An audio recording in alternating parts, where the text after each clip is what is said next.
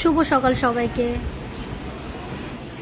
আর এই যে রেনলিলিটা কত সুন্দর। আর এই যে এর আগের পর্বে আপনাদের দেখিয়েছিলাম মেহেদি গাছটা কত বড় হয়ে গেছে। তো এই যে মেহেদি গাছটা আবার নতুন করে হচ্ছে লাগিয়েছি।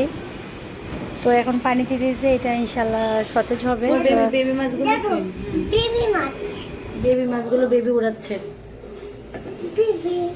বেবি আমি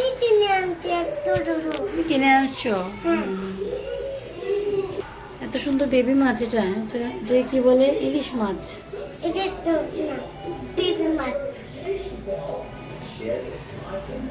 বেবি কি করছো তুমি বাবা? খেলা করতেছে মাছ দেখে।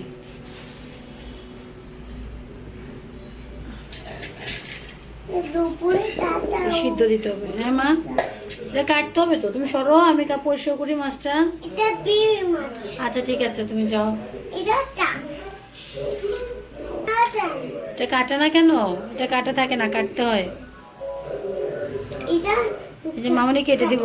এটা কাটি না কাটবো। আর হচ্ছে আজকে কচুর মুখি দিয়ে আছে যে ছোট ইলিশ মাছগুলো রান্না করব। তো এই জন্য হচ্ছে কচুর ইলিশ মানে মুখিটা আমি হচ্ছে কাটার থেকে বেশিভাবে সিদ্ধ করে নিলে তাড়াতাড়ি ছিলতে সুবিধা হয়। তো এইভাবেই হচ্ছে বেশিরভাগ সময় করি। আর এই ফাঁকে হচ্ছে মাছটাও কেটে রেডি করেছি। আর তাফিফকে তো স্কুলে দিয়ে আসলাম সকালবেলা। তো তো স্কুলে এই ফাঁকে হচ্ছে আমার রান্নার আর অনেকদিন যাবত করে নিয়েছি। প্রচুর চুল পড়ছে। তো মানে বাচ্চাদের নিয়ে হচ্ছে ঠিক মতো হচ্ছে ঘুমটা হচ্ছে আমার মনে হয় কমপ্লিট হচ্ছে না।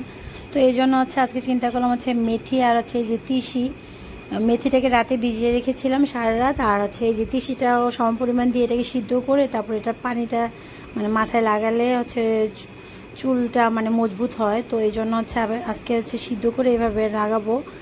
তো এইভাবে যখন মানে কিছুক্ষণ আপনার জাল করতে হবে, এটাকে 3-4 মিনিটের মতো জাল করলে দেখবেন একদম মানে ঘন একটা চলে মানে ঘন ঘন হয়ে যাবে। তারপর হচ্ছে নামিয়ে এখন হচ্ছে ছেঁকে নেব। আর আপনারা চাইলে কিন্তু এই মেথি আর তিসির বীজটা দিয়ে এটাও কিন্তু মানে বেটে আবার চুলে লাগাতে পারেন। তো এই যে এভাবে করে হচ্ছে আমি এখন হচ্ছে মানে ছেঁকে নেব। ছেঁকে যে পানিটা থাকবে সেটাই হচ্ছে চুলে দিব। আর দিয়ে হচ্ছে 1 ঘন্টা রাখবো। এভাবে মাঝে মাঝে মানে মানে বাচ্চাদের পালতে পালতে আসলে নিজেদের যত্ন করার সময় আসলে পাওয়া যায় না আমার মনে হয়। আবার অনেক সময় আমরা মানে শরীর যখন টায়ার্ড থাকে দেখবেন আপনার বসলে শুলে যেভাবে থাকে না কেন ঘুম চলে আসে। তো ওই অলসতার কারণে আসলে ভালোভাবে কোনো কিছুর যত্ন করা হয় না ঠিক মতো। তো এই জন্য দেখি প্রচণ্ড চুল পড়ছে। তো এই কেয়ার করার এখন হচ্ছে এই যে মেথি আর তিসির এই পানিটা হচ্ছে চুলে দিব। তো এটা দিলে ইনশাল্লাহ মেথি যেহেতু চুলের জন্য অনেক উপকারী, তিসিও, তো এটা দিলে ইনশাল্লাহ চুলের মানে চুল পড়ার কিছুটা হলেও কমবে।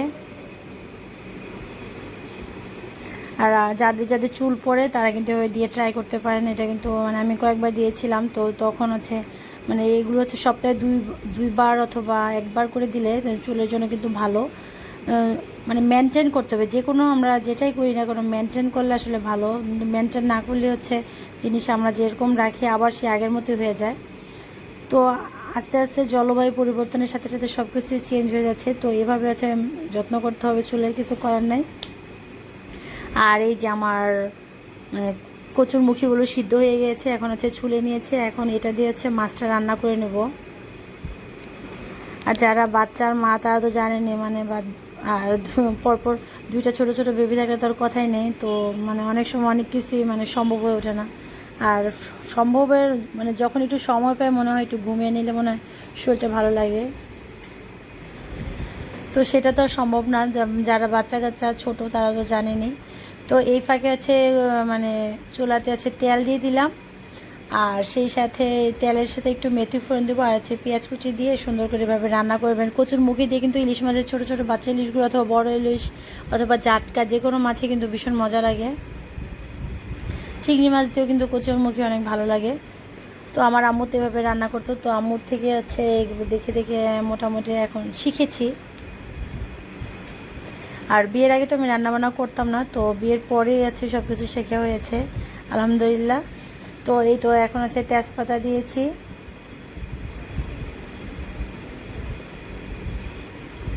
তো তারপর দিব হচ্ছে অল্প একটু কালো জিরা ফোড়নে, কারণ কালো জিরাটা খুব সুন্দর একটা ফ্লেভারও আসবে আর খেতে কিন্তু দারুণ লাগে।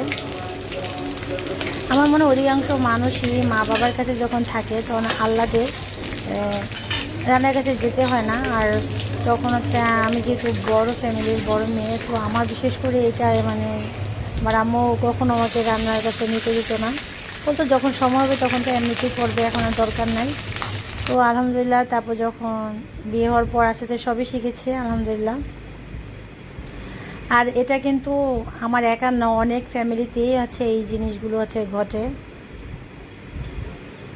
তখন যখন ওই বয়সটা মানে টিনেজ বয়সটা, তখন শুধু পড়াশোনার ভিতরে মনোযোগ দিতে হবে, যারা নতুন তাদেরকে আমি বলছি। আর যখন বিয়ে তারপরও মোটামুটি শিখতে হয়। তো এই তো তারপর আছে দিয়ে দেবো হচ্ছে সব ধরনের মশলাগুলো, আমি হচ্ছে মরিচের গুঁড়া, হলুদের গুঁড়া, ধনিয়ার গুঁড়া দিব। আর হচ্ছে এখন হচ্ছে ভালো করে মশলাটা কষাবো। আর ইলিশ মাছ আর কচুরমুখিতে আদা রসুন পেস্ট না দিলেও চলে, তো এমনিতেই মজা লাগে। তো এখন হচ্ছে কচুরমুখিগুলোকে ভালো করে কষিয়ে নিব আর কি।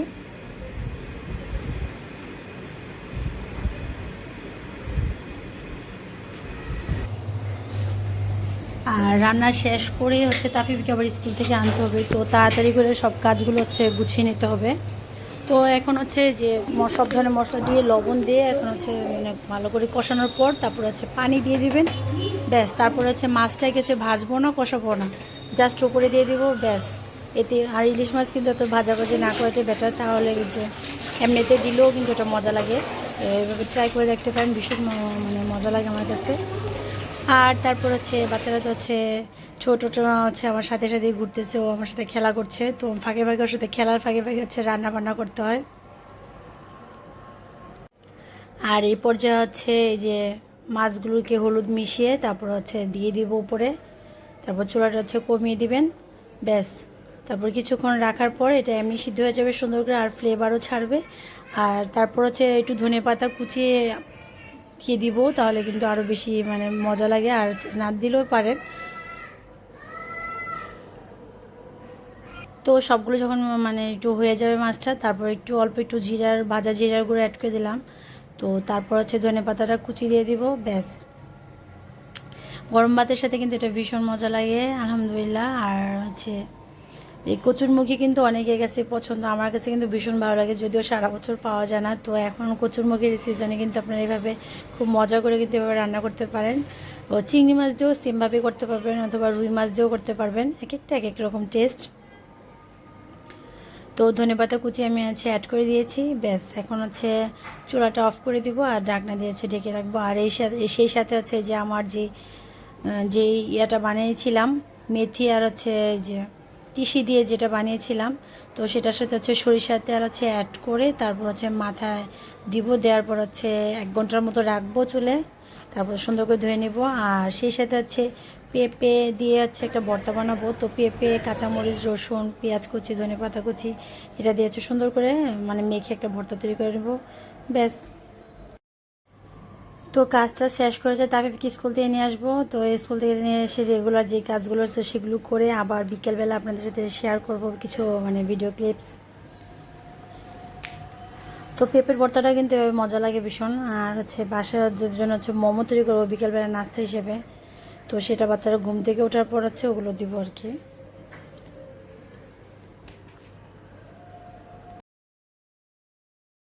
আর পেঁপের এই সিদ্ধ করা পেঁপের ভর্তাটা কিন্তু খেতে ভীষণ ভালো লাগে, আপনারা কিন্তু শুকনো মরিচ দিয়েও করতে পারেন চাইলে। যে 2 বাইকে আগে যে মোমো বানিয়ে দিছি হোমমেড, হ্যাঁ মা, চিজ মোমো। তো এই যে হোমমেড মোমো বানিয়ে দিয়েছে। তো এখন হচ্ছে তারা নাস্তা মানে বিকেলবেলা খাওয়া দাওয়া করবে ঘুম থেকে ওঠার পর। সস তো সবাই ভালো থাকে। তো দুজন আছে বিকেলবেলা ঘুম থেকে উঠে তারা ব্যস্ত খেলাধুলাতে, তো খেলতে খেলতে টায়ার্ড হয়ে যাওয়ার পর হচ্ছে যে নাস্তা দিলাম, এখন খাওয়া দাওয়া করে হচ্ছে তাদের পড়তে বসাবো।